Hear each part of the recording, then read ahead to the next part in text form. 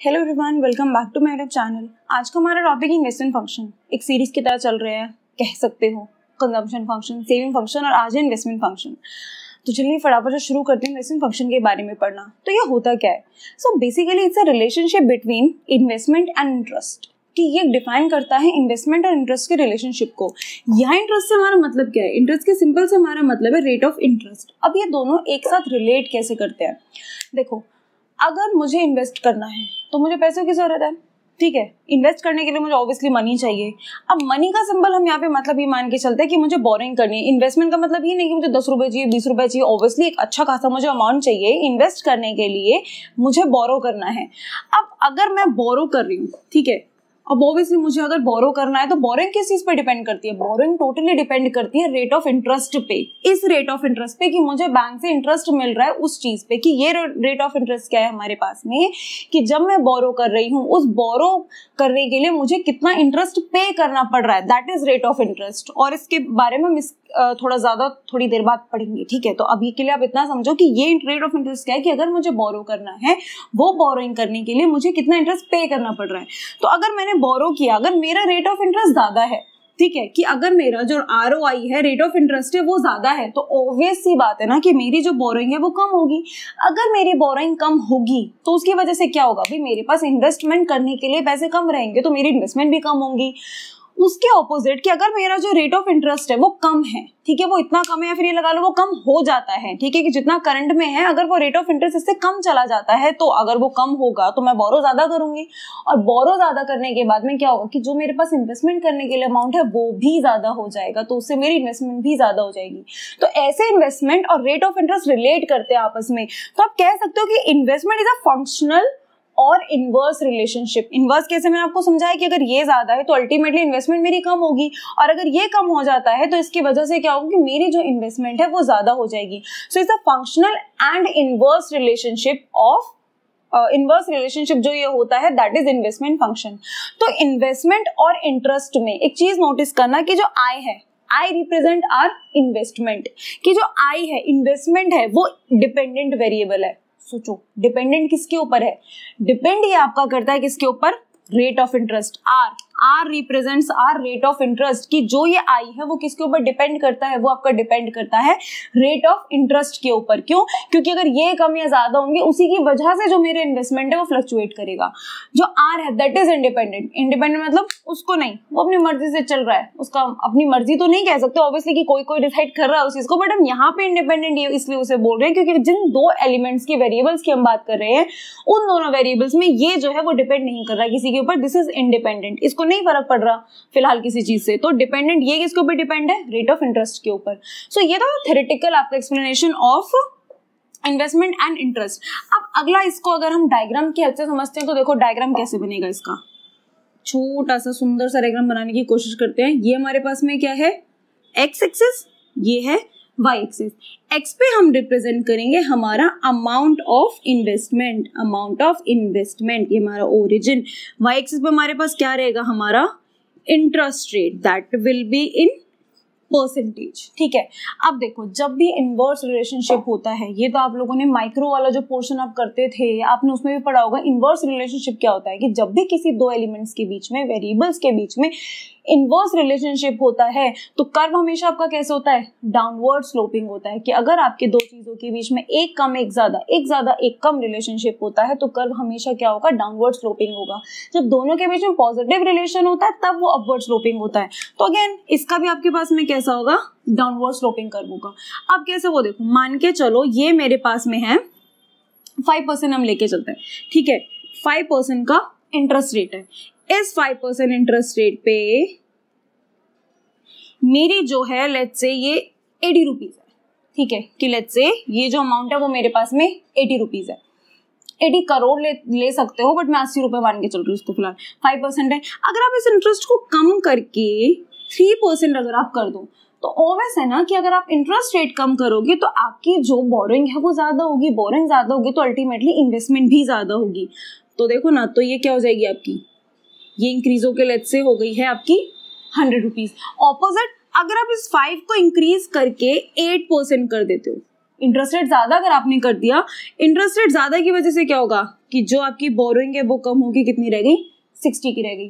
तो इस तरीके से आपका रिप्रेजेंट किया जाता है, this is your investment function, the functional and inverse relationship of investment and interest, that is rate of interest.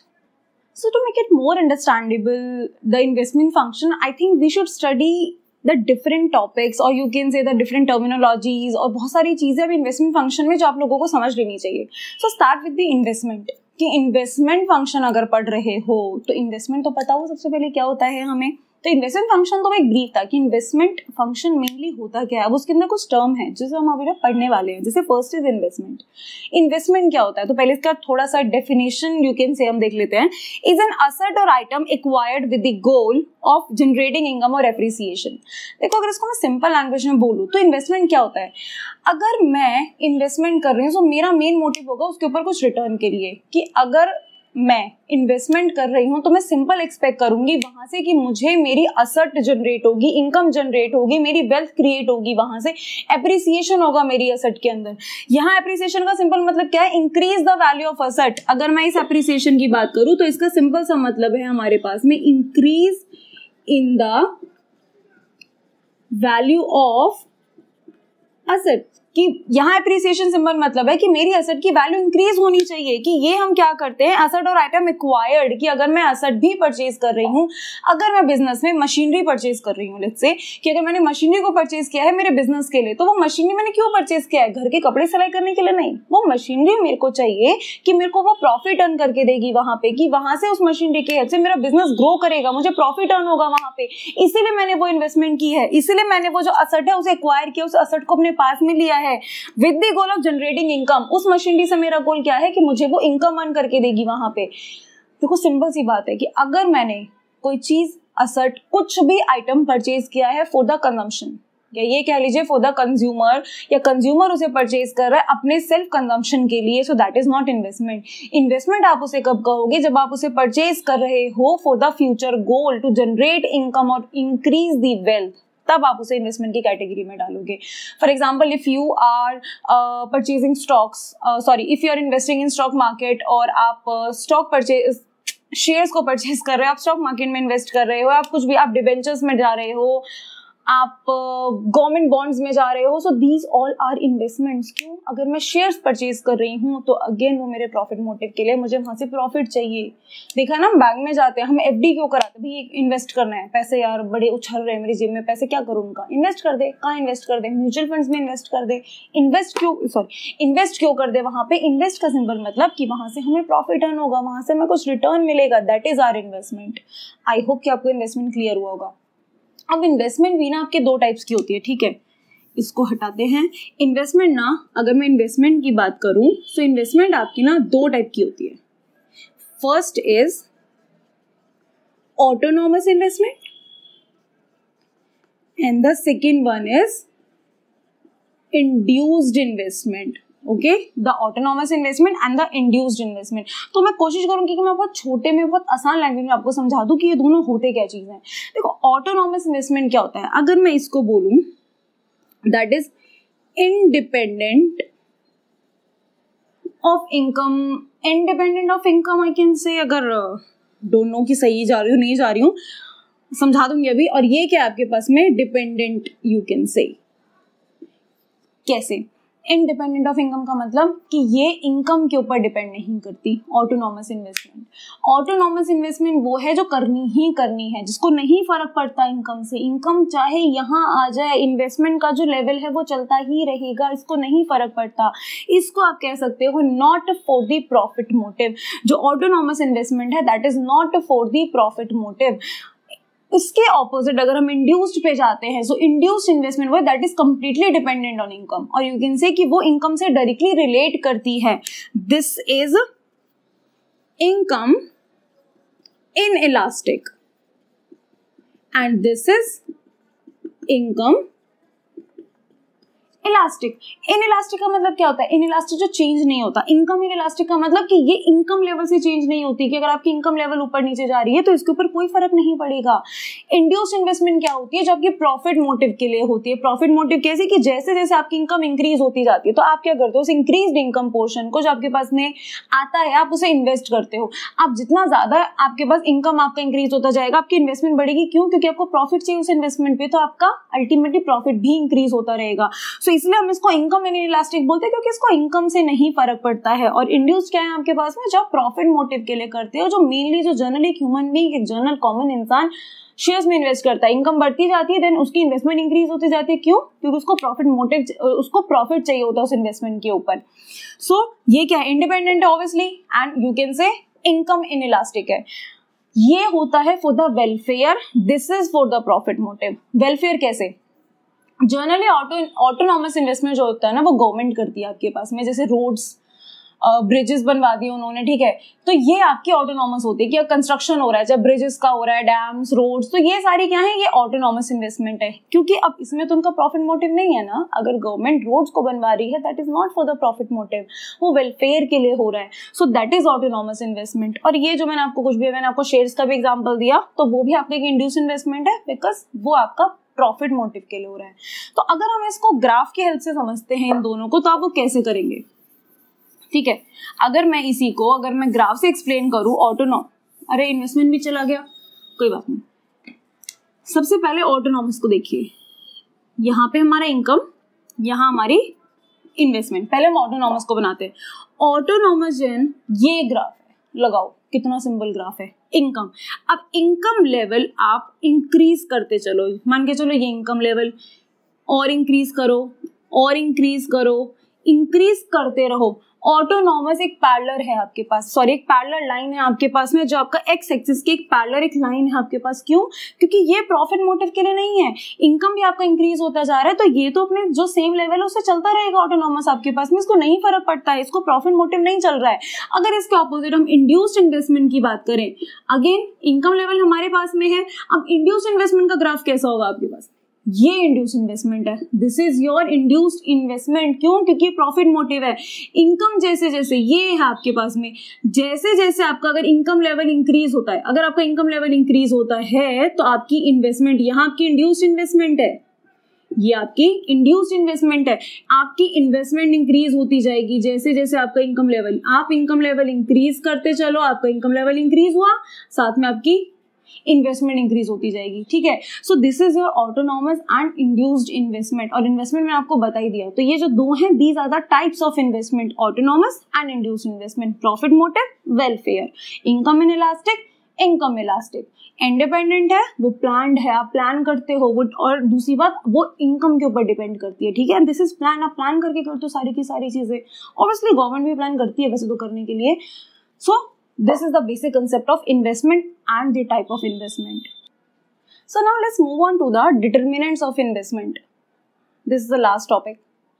Okay, so determinants of, again investment function is again the concept given by the Keynes.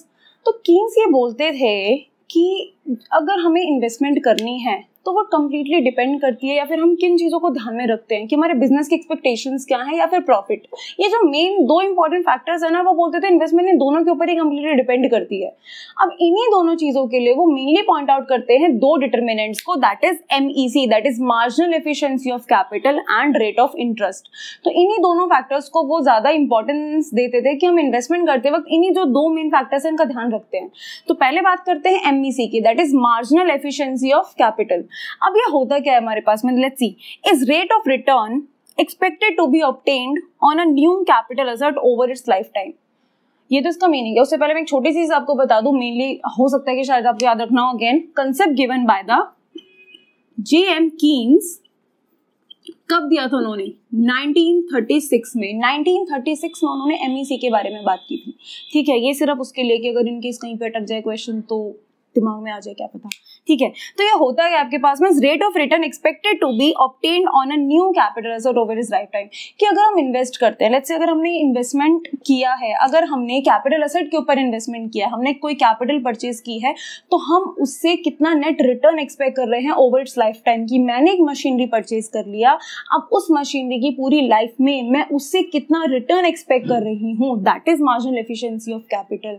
अब ये जो किया जाता है ना, वो definitely कुछ factors को ध्यान में रख के किया जाता है। तो ये किया जाता है by considering what, the cost of capital, कि कितना वहां पे कॉस्ट आए या फिर उसके ऊपर कितना डेप्रिसिएशन लगेगा। ऑब्वियसली बात है ना, क्योंकि मैंने बात की है यहाँ पे रेट ऑफ रिटर्न और you can say net return, कि ये हम बात करते हैं यहाँ पे कि हमें टोटली कितना रिटर्न मिलेगा। कि अगर हम बात करते हैं कि हमारे जितने भी आपका मशीनरी पे डैप होगा, मैं सिर्फ एक मशीनरी को एग्जाम्पल यहाँ पे लेके चल रही हूँ, कि मशीनरी पे आपका डेप्रिसिएशन होगा, कितना कॉस्ट आया है, उसके साथ हम इन चीजों को ध्यान में रखते हुए हम एक्सपेक्ट करते हैं कि तब हमें ये वाली जो हमारी असट है, जो हमने नई एडिशनल इन्वेस्टमेंट की है, वो एडिशनल इन्वेस्टमेंट हमें कितना प्रॉफिट, कितना रिटर्न देगी, that is marginal efficiency of capital.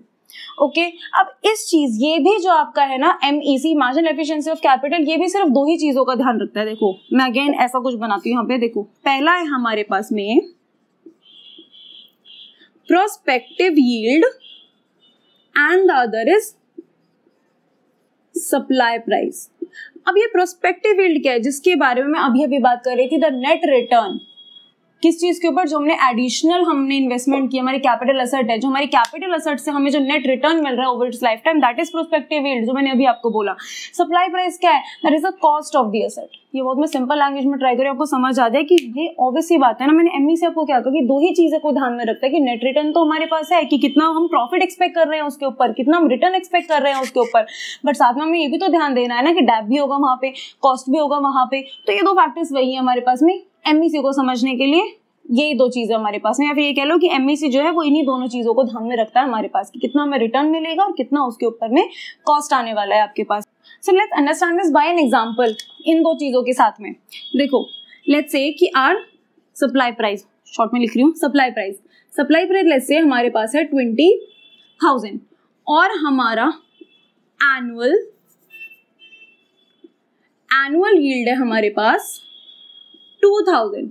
So what will be our MEC? आप MEC को कैलकुलेट कैसे करते हो? It's simply calculated by your annual yield divided by your supply price, क्या हो रहा है, into 100। तो अगर आप इसको कैलकुलेट करते हो तो ये कितना है आपके पास, it's 10%, यानी कि MEC marginal efficiency of capital कितना है आपके पास में, 10%। So basically what is MEC, is the percentage, या आप कह लीजिए आपका एक्सपेक्टेड प्रॉफिट परसेंटेज, जो भी आपने अपनी एडिशनल इन्वेस्टमेंट की है, आप उससे कितना प्रॉफिट, कितना परसेंट एक्सपेक्ट कर रहे हो, दैट इज और मार्जिनल एफिशिएंसी ऑफ कैपिटल। दूसरा हमारे पास में है that is rate of return, जो मैंने आपको अभी स्टार्टिंग में भी बोला था। रेट ऑफ रिटर्न क्या होता है, is the amount you are charged for borrowing money, कि अगर हम मनी को बोरो कर रहे हैं तो मुझे कितना परसेंट उसके ऊपर इंटरेस्ट देना पड़ेगा, that is rate of interest. मैंने आपको इस वीडियो के स्टार्टिंग में भी बताया था। अब एक चीज आपको ध्यान रखनी है कि अगर हम इन्वेस्टमेंट कर रहे हैं, ठीक है, if I am doing some investment, मैं कहीं पे भी पैसे इन्वेस्ट कर रही हूँ, तो ऑब्वियसली मुझे इन दो चीज़ों को याद में रखना है। भाई अगर मैं इन्वेस्ट करूंगी तो पहले मुझे पैसे चाहिए, उस पैसे लेने के लिए ऑब्वियसली मुझे इंटरेस्ट को पे करना पड़ेगा। अब जब मैंने और उसके बाद जब मैंने इन्वेस्टमेंट कर दिया, उसके बाद मुझे ध्यान देना पड़ेगा इन्वेस्टमेंट को करते वक्त कि यार मुझे वहां से कितना रिटर्न मिलेगा। ऐसा नहीं है ना मैं अंधाधुंध पैसे उड़ा रही हूँ, ऐसा नहीं है।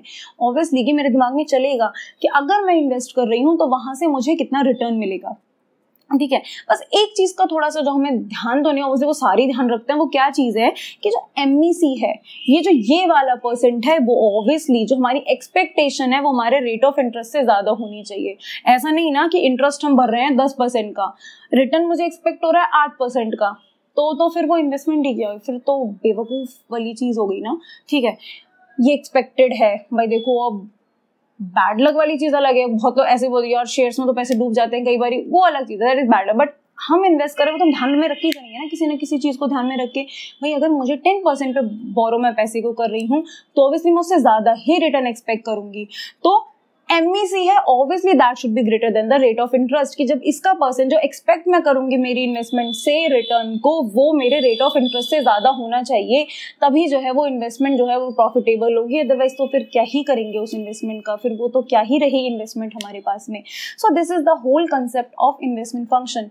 Investment function again, I am repeating again ताकि कुछ याद आ जाए, इन्वेस्टमेंट फंक्शन क्या था? दैट वाज द फंक्शनल और inverse relationship of interest and investment. Interest means rate of interest, कि रेट ऑफ इंटरेस्ट और इन्वेस्टमेंट का इनवर्स रिलेशनशिप होता है, वो आपका होता है इन्वेस्टमेंट फंक्शन। उसके बाद आप लोगों ने क्या पढ़ा था? इन्वेस्टमेंट क्या होती है? जो हम प्रॉफिट मोटिव के लिए करते हैं ऑब्वियसली, ठीक है, कि जो भी हम कैपिटल पे या फिर जो हम फ्यूचर के लिए करते हैं, हमारी वेल्थ इंक्रीज हो, जिससे अप्रिशिएट हो हमारी वेल्थ। उसके बाद टाइप ऑफ इन्वेस्टमेंट आपने पढ़ा which was autonomous and induced. Autonomous कौन सी थी हमारे पास में? Which was done for the welfare motive. जो इनकम इनइलास्टिक होती है, जिसको इनकम से नहीं फर्क पड़ता कि इनकम इंक्रीज भी अगर हो रही है तब भी स्टिल वो एक पैरेलल लाइन रहने वाली है आपके पास में एक्स एक्सिस के साथ में। उसके ऑपोजिट इंड्यूस्ड इन्वेस्टमेंट कौन सी थी हमारे पास में? जो कि प्रॉफिट मोटिव के लिए होती है, प्रॉफिट मोटिव, और वो इनकम इलास्टिक होती है। इलास्टिक इन द सेंस जो चेंज हो जाएगी इनकम लेवल के साथ में। That was the induced investment, जिसका जो ग्राफ होता है वो ऐसे करके जाता है, यानी कि अपवर्ड आपके पास में होता है। क्यों? Obviously positive relation. मैंने आपको एक और चीज बताई थी ना, पॉजिटिव रिलेशन और नेगेटिव में, कि जब भी किसी दो वेरिएबल्स के बीच में नेगेटिव रिलेशन होगा ग्राफ हमेशा डाउनवर्ड जाता है, और जब भी दो वेरिएबल्स में आपका पॉजिटिव रिलेशन होगा ग्राफ हमेशा आपका जो है वो अपवर्ड होगा। सो इंड्यूस्ड इन्वेस्टमेंट जो है वो पॉजिटिव है। क्यों?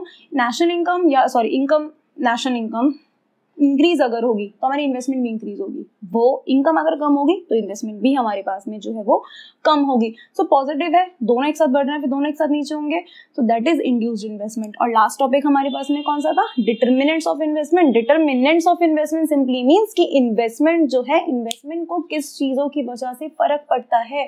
तो कौन सी जो चीजें जिनकी वजह से इन्वेस्टमेंट को फर्क पड़ता है according to Keynes? MEC, that is marginal efficiency of capital and rate of interest. I hope कि आपको ये पूरा का पूरा वीडियो अच्छा भी लगा होगा और पसंद भी आया होगा।